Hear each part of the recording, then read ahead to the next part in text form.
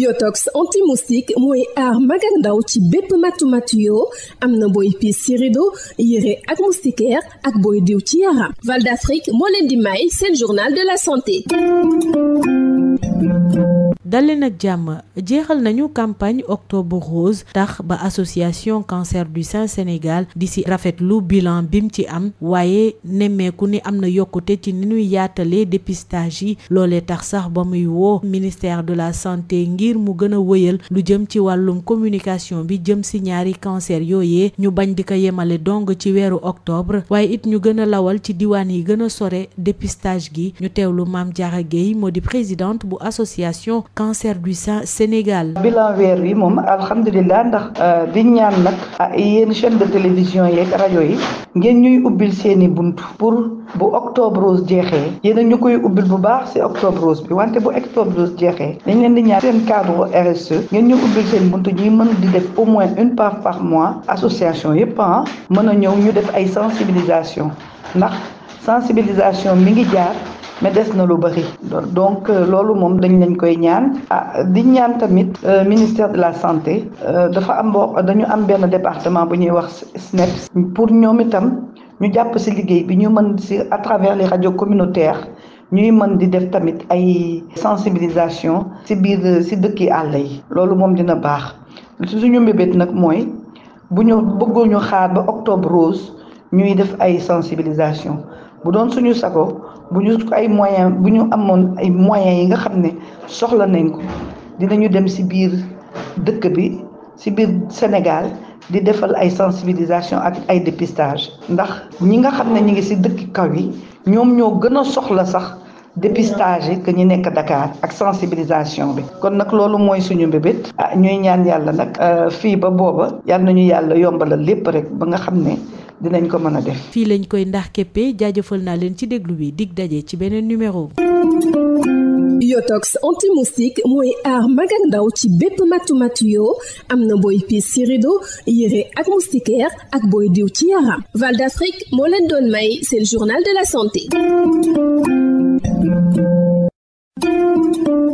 Yotox anti-moustique pour le corps, les vêtements, les rideaux et draps vous protège contre les moustiques chez l'adulte et l'enfant. Val d'Afrique vous offre votre journal de la santé.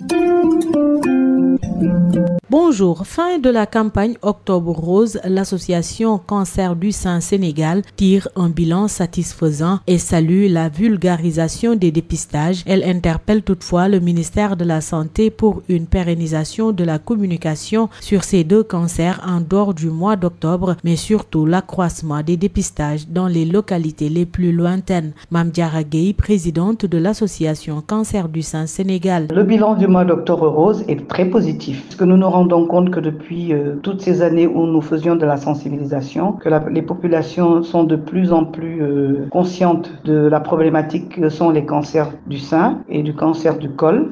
Et au niveau de Dakar et même des régions, les districts sanitaires organisent de plus en plus des campagnes d'Octobre Rose.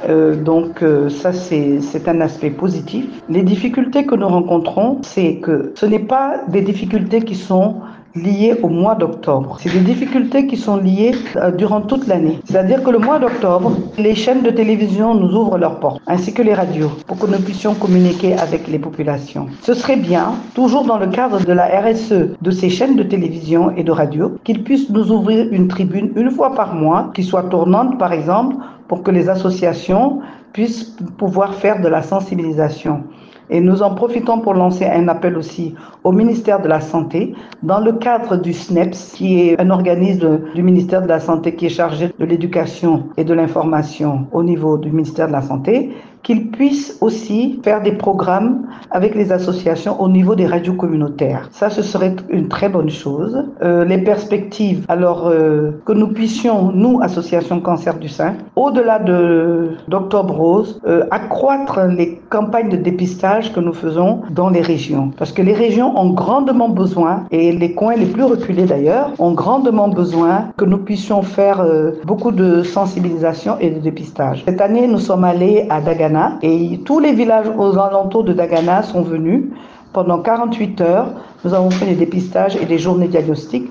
C'est-à-dire que nous sommes partis avec un hôpital ambulant, avec tout ce qui tourne autour de la cancérologie. Il en était de même à Toubacouta. Donc, nous espérons qu'on fera encore mieux durant l'année 2025, Inch'Allah. Merci de nous avoir suivis. Rendez-vous est pris pour un nouveau numéro. Yotox anti-moustique pour le corps, les vêtements, les rideaux et draps vous protège contre les moustiques chez l'adulte et l'enfant. Val d'Afrique vous a offert votre journal de la santé.